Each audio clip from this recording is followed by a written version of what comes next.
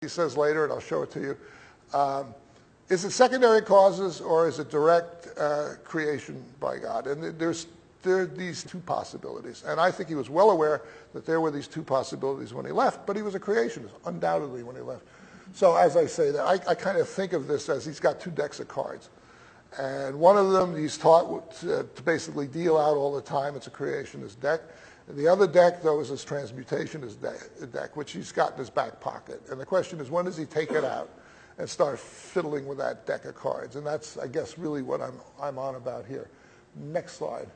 The Beagle was supposed to go for 3 years. It was the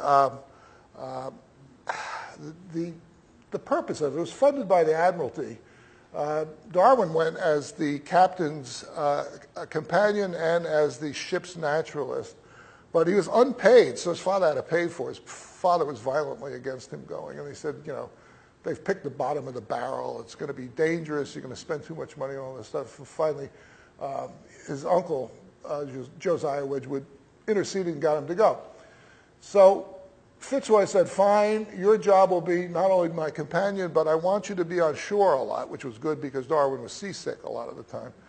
And there was a hope that he would find economically valuable mineral deposits. It's about the one thing that Darwin failed to do on this trip. He did almost everything else.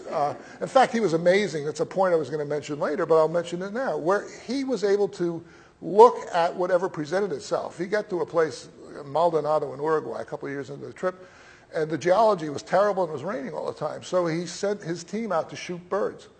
And that became the basis of a lot of his comparative work with bird variation down the length of the southern half of South America, because he never wasted his time. He was sick sometimes, but he never deliberately, he always looked for something to do. If the geology was poor or it was all crystalline rocks around Rio, which he felt had already been adequately studied, then he looked at other things. There was always something for him to do there.